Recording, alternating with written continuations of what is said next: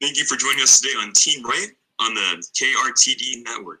Here with us today we have Joe Evans, a Libertarian running for Congress in Idaho's 1st District. So how are you doing, Dominic? I'm doing pretty good. How about yourself? Doing excellent. So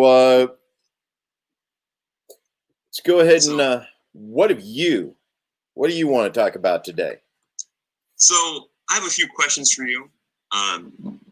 Some are personal, some about why you're running, etc. Okay. So we can just go down this list. All right. So the first question I have for you is, where'd you grow up? I grew up here in Boise, Idaho, here in the Meridian area. So when I was growing up here, 50 years ago, 45 up until I graduated high school, an awful lot of the area where I lived in, even though I lived in a small suburb, it was farm country here. Right across the street, we just had a big dairy farm. It's now a golf course. My family owned 40 acres just up or my grandparents owned 40 acres just up the street. Autumn it was cornfields everywhere. And it's been real interesting watching this area of Idaho change over the last several years. Yeah, I see. Very cool. All right. So I have another question for you. So okay. What do you think inspired you the most? Now that one's a tough one. My grandparents, both of my grandfathers inspired me an awful lot, especially with regards to their dedication to the land and the communities that they were involved in here in Meridian and southwestern Idaho. So there was a lot of that. And I had some really great teachers over the years that also helped as far as get me involved in civic engagement, taking a look at what was going on in our communities and helping. Even had a couple church elders over the years. I think that's probably more than anything else. That combination of teachers and church elders when I was, 13, 14, 15, during that time frame inspired me to get involved a lot in what was going on in our communities. Okay. Cool. All right. So I have another question for you. So what was your first job? My first job was actually working as a convenience store clerk for a stinker station just a mile down the road from where I worked. That was my first official job, of course. Both of my parents were entrepreneurs, so there was work that I'd occasionally do to support the business, support the plan, the whole easily exploitable family labor thing. I see. But yeah, so that was a combination. Yeah. Combination of that public sector job versus trying to do the family job, doing the family work, helping the family make things happen. Got it. All right. So I have one more question for you for the personal side. So why did you join the Army? At the time, I was kind of in a rather awkward situation as far as trying to understand where I fit. And, you reach a point where habits start to form in your relationship, start to form in your family. And those habits aren't always in your best interest. We talk about it all the time. We go out and we want to help family. We want to take care of family. But every so often, the amount of effort you put into trying to take care of them affects you and your well-being and your ability to continue to do the things that you felt important.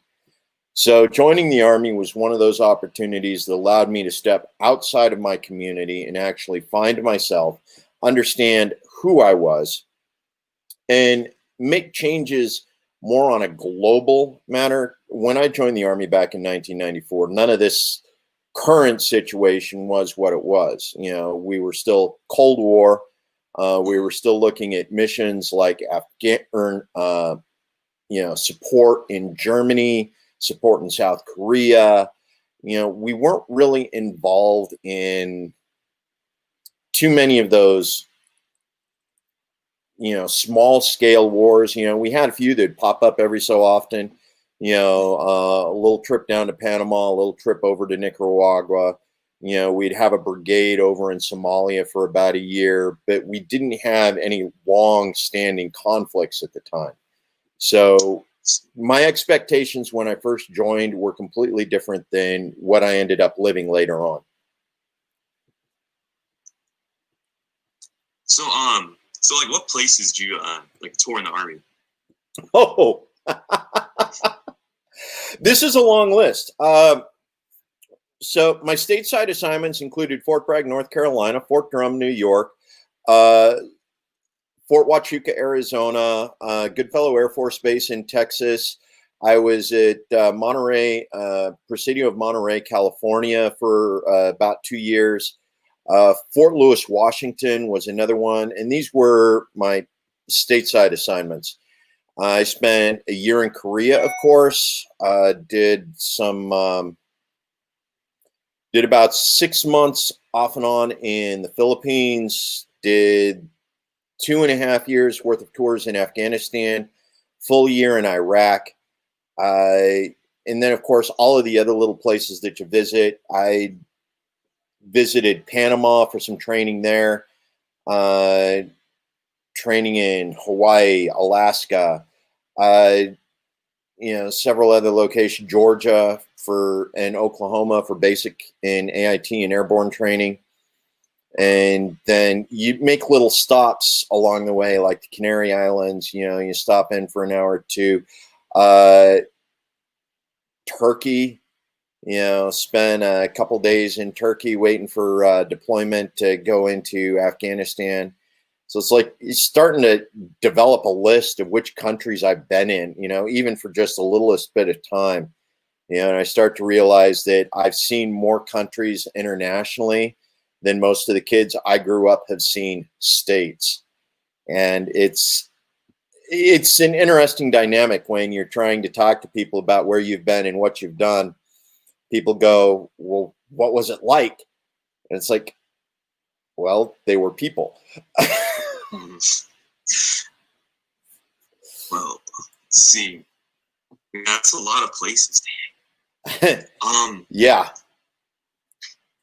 All right. So I have another question for you. Okay? So why are you running? Well, see, this is an interesting thing because I am running as a libertarian, and initially the thing back in March. You remember March? How long ago was March? It feels like a couple years ago.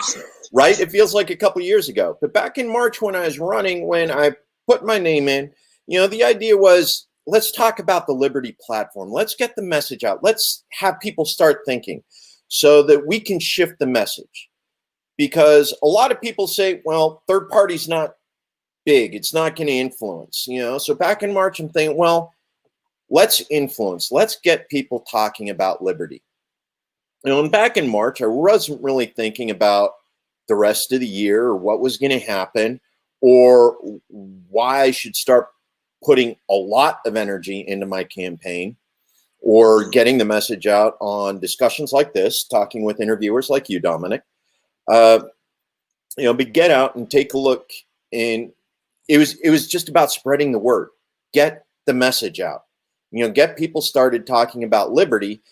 And if I don't win, at least the two-party system will also start talking about liberty, which they are right now. You step back, Trump's made a couple claims about being, a libertarian president, which he isn't. Biden and some of the other candidates from the Democrat side have made appeals to the libertarian candidates or the libertarian voters, so we're getting the message out. We're making an impact. But the real thing we want to do is we want to be but ever since the lockdown started and we've watched what both Democrats and Republicans have done in response to it, and we go, that's not the way we run a nation. That's not the way we deal with a pandemic. We are compounding mistakes and adding them. And a lot of the libertarians, 9 months ago when we thought, okay, you know, we're going to run, we're going to throw our name, we're going to spread the message, we're going to preach life, liberty, and the pursuit of happiness to America and hopefully spark something. And it's like we got into it and then everything started going south. We went, no. We need to make it happen this year. We need to make liberty the platform, and libertarian candidates need to make office. Because if we continue down the same path that both the Democrats and Republicans have created in their different states, you know, we won't be able to recover from what happens to us this year or next. Yes. All right. So, what are your policies? Oh, yeah. So you always got a couple, but my first big one, of course, is global peace. You know, I want to bring our troops home.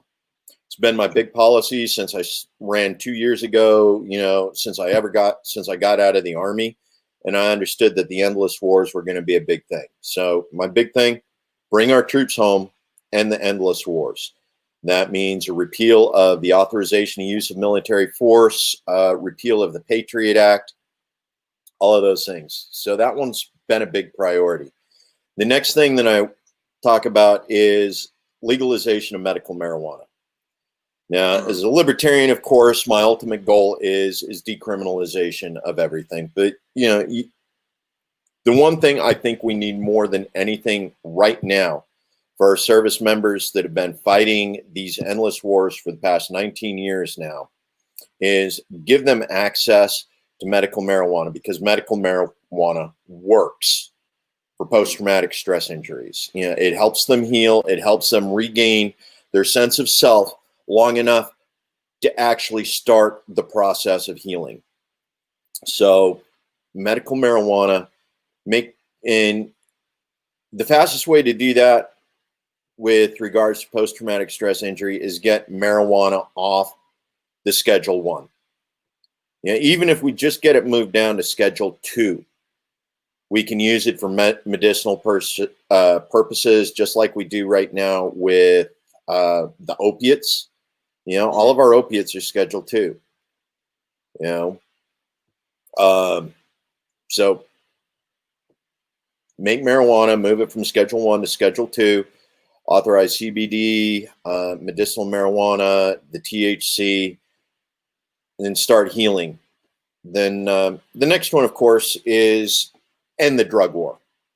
You know, the war on drugs, it's BS. It's been here for, what, since Nixon? Well, even before Nixon. You know, the first outlaw of drugs went clear back to San Francisco.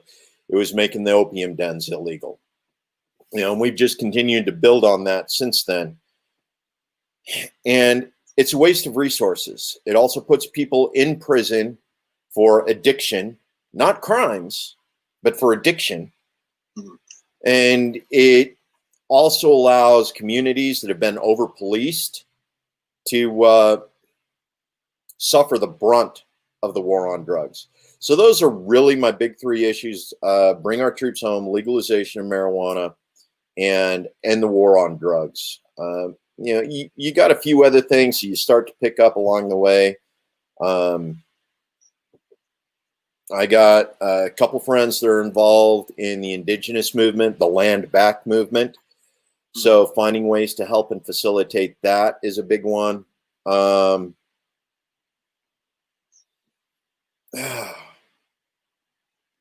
I'm actually having to start to think now that I'm past my big three.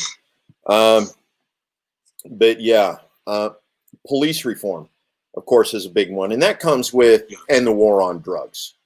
You know, you end the war on drugs, and it's like half the jobs that the police do right now just disappear. You know, they're no longer responsible for policing drugs on the street. You know, they're no longer arresting people, you know, who are addicts. You know, those addicts can now continue to exist. If they're functional addicts, they continue to participate in society. If they're dysfunctional addicts, you know, get them help. You know, it's the same thing we got with alcoholics right now. We got people who continue to exist in the United States across the full spectrum that are functional alcoholics. Okay. Why? And as soon as they become dysfunctional with their alcoholism, we get them into programs, we get them into Alcohol Anonymous, AA, we get them into counseling, we get them into therapy, we get them into couples counseling, So why is it so hard to use that exact same treatment for the rest of the drugs that we currently use for alcohol rehabilitation?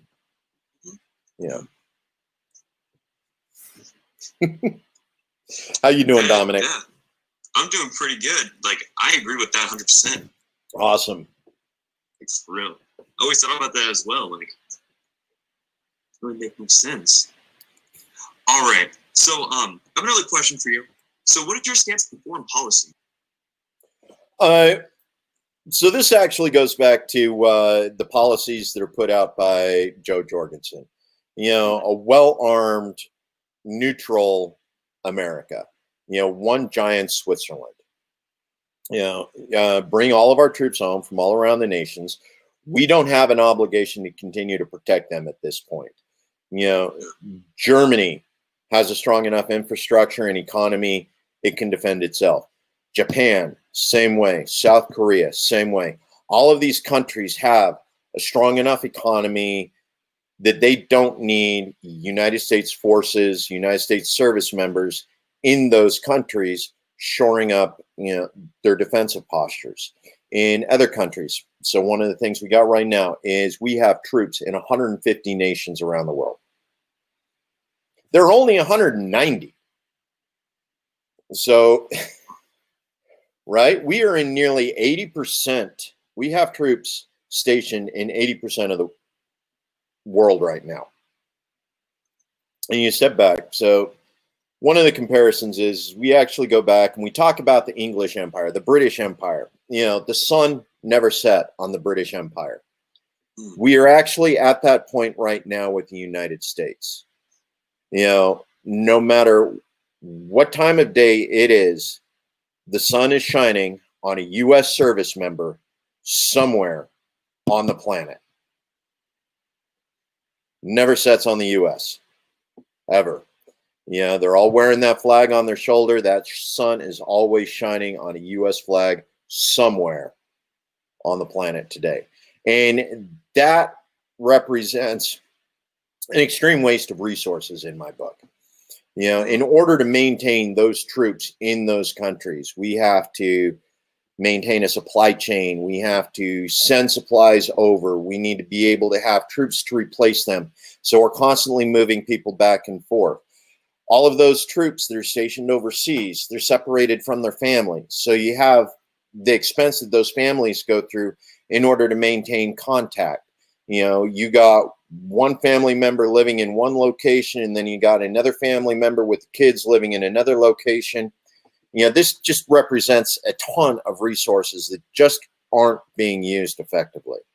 So my foreign policy, much like Jo Jorgensen's foreign policy, is bring our troops home, get U.S. troops here in the United States, defending U.S. soil where they belong, and give self-determination back to all of those other countries where we're currently stationed. Right, all right. So, what's your stance on prison reform? Prison reform. And that's one of those issues because it goes back to the war on drugs. Okay, nonviolent crimes. Okay. This one always gets confusing because you got two different ways of looking at crime. You got nonviolent crime and you got victimless crime. And there are some victimless crimes that are, almost all victimless crimes are nonviolent. Nonviolent crimes sometimes have victims, but are victimless crimes. The ones like drug use, incidences where people are trading drugs, they're selling drugs. This is a mutual agreement. They're coming to. Those people shouldn't be in prison. That's my basic stance. You step back and you take a look at prison reform in the United States. If we were to go through the process, so Jo Jorgensen, she talks about releasing nearly 80,000 federal prisoners who are in federal prisons, mind you, federal prisons for drug-related offenses. These are victimless crimes. This was an agreement between two people. A sale was made. There was no victim. Or somebody had possession of something that somebody felt they shouldn't. Again, no victim. We shouldn't take on the responsibility of policing other people's behaviors or what they do with their own body. My body, my choice. It's a huge platform for the Libertarian Party: bodily autonomy, self-determination. We educate. We know drugs are bad, but making them illegal doesn't actually fix the problem. It's education. Education is what keeps people from becoming addicts.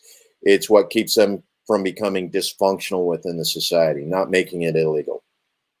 But right now, if you take a look at prison stats across the United States,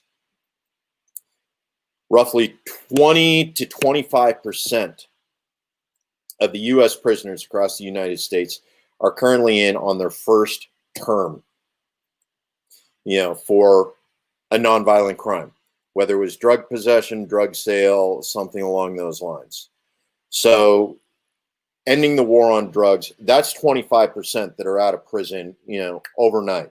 The governors could start pardoning them, commuting their sentences, and we can put them back in the economy, working, earning money, paying taxes, the whole 9 yards.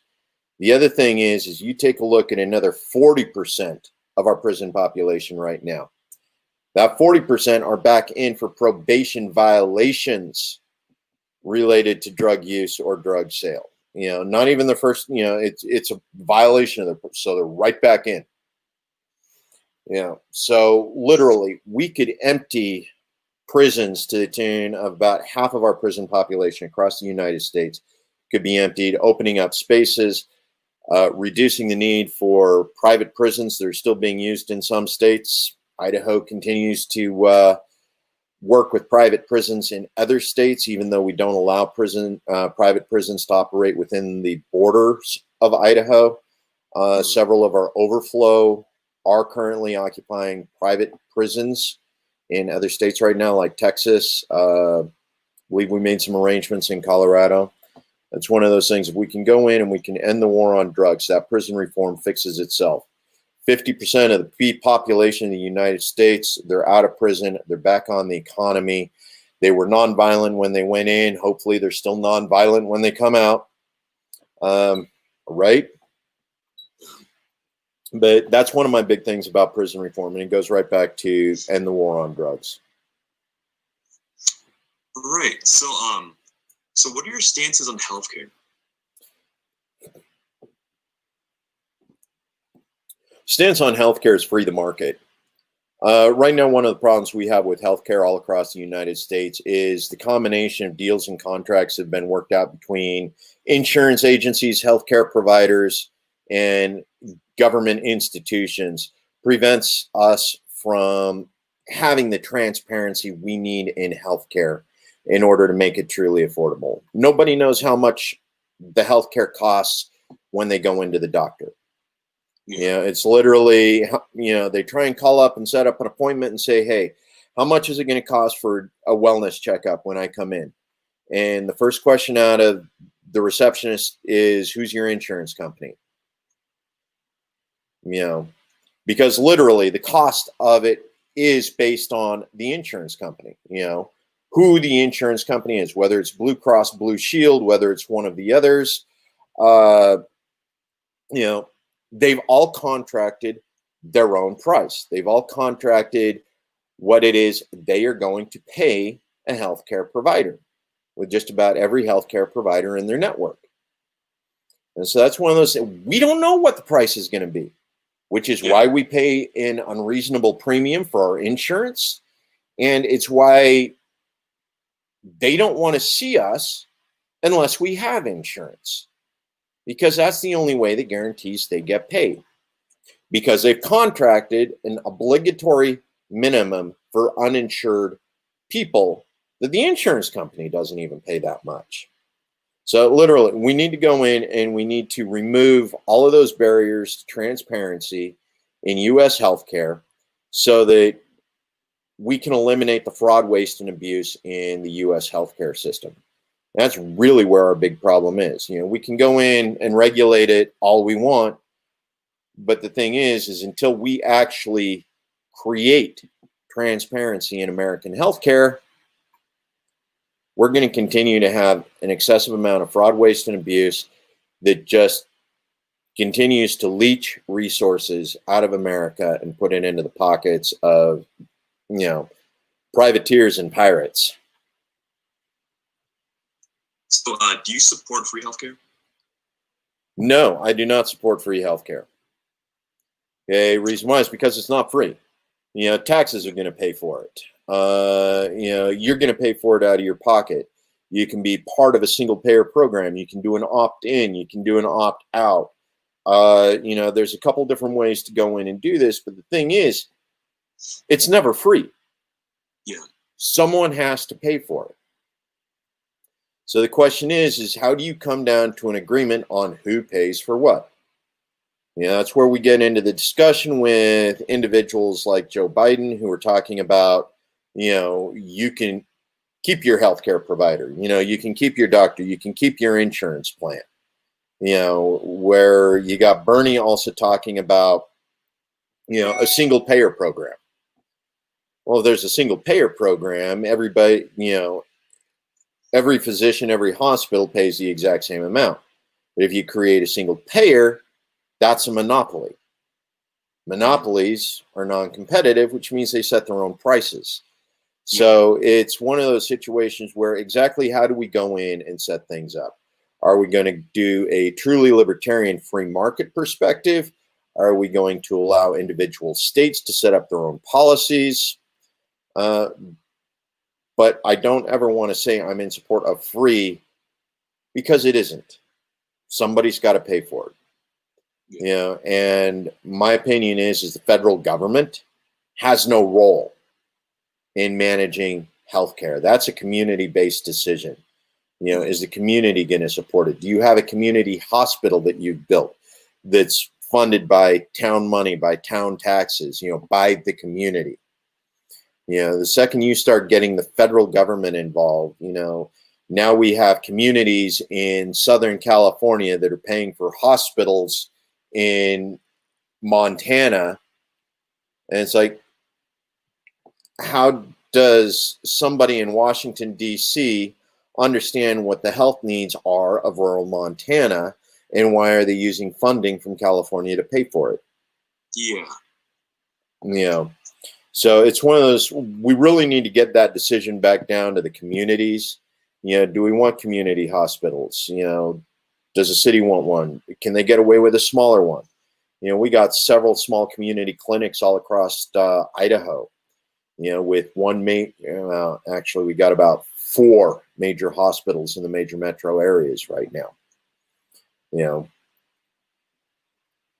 That is not a decision at the federal level. It shouldn't be, because they're going to get it wrong.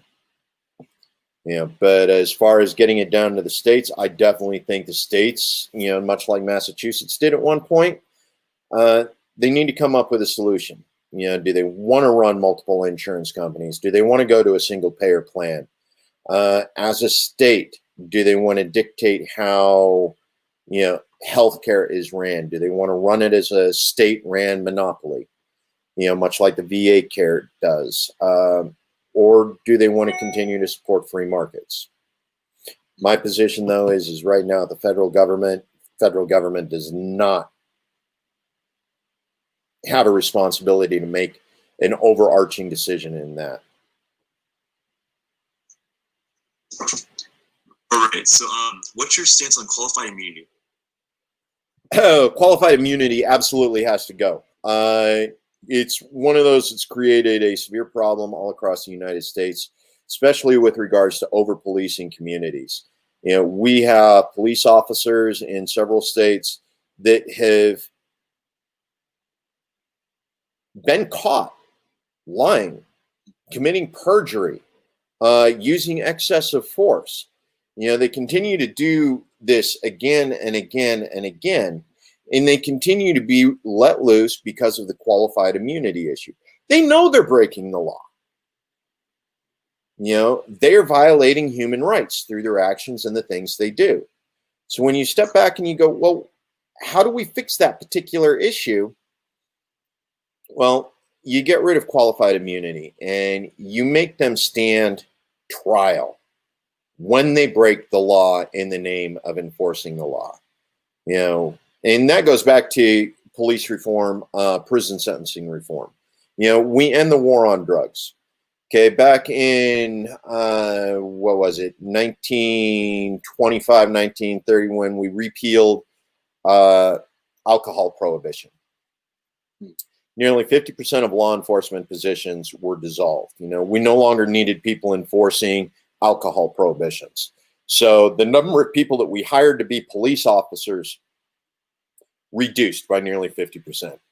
So we go in, we end the war on drugs. We reduce the number of police officers we need by 50%.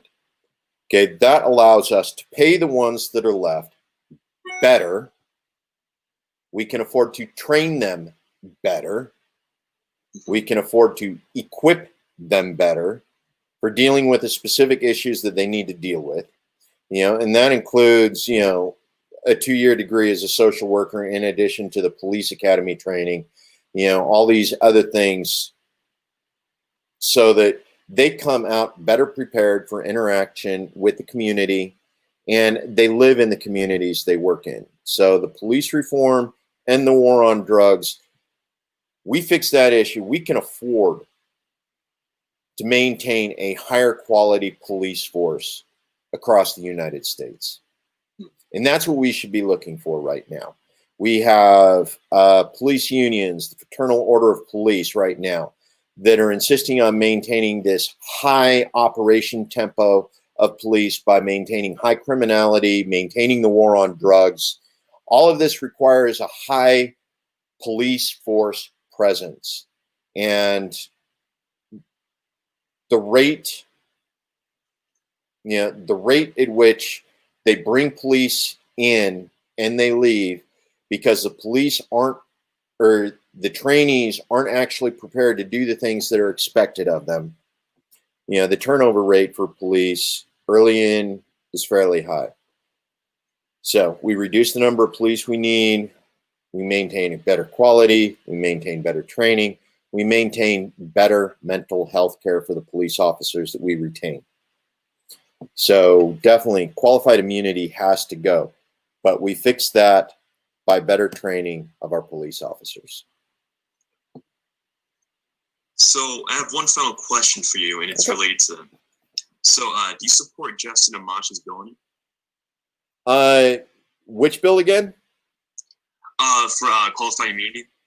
Oh, yes, absolutely. I support Justin Amache's bill for qualified immunity. The qualified immunity, and that's one of those things that's ironic. Reason why is because qualified immunity was an imagination of the Supreme Court of the United States. Okay, it was never a law per se. It was something that was created to defend the police, and it was created by the Supreme Court. It wasn't actually created via legislation.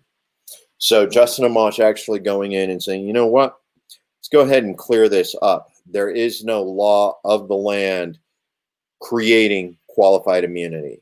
And he's going to do that by making a law of the land that specifically states qualified immunity is not something that is authorized. And at this point, it's going to be interesting to see exactly how it plays in as we go on, but we definitely need to make sure that it is recognized. Qualified immunity is not something that the defenders of the Republic are entitled to. All right, so where can people find out more about your campaign? We got several different places. One is my website. It's www.Idaho Joe for Congress. That's Idaho Joe for the number 4 Congress .org. And we also have my Twitter account, which is ID Joe for Congress. My Instagram account, also ID Joe for Congress. You can look up my webpage or my Facebook page. I got Idaho Joe Facebook.com/Idaho Joe. Also, Idaho Joe for Congress. And of course, I got a YouTube channel. I don't have quite enough followers that I can make it a distinct, but it can be found fairly easily. So quick Google search will show up an awful lot of information on me if all else fails, but definitely I got a significant amount on my platform, and I'm always available for questions. All right, got it. All right, well, that about wraps things up. Thank you for joining me on Team Right, and you have a nice day. Thank you, Dominic. You have an amazing day too. Thank you. Bye. Oh,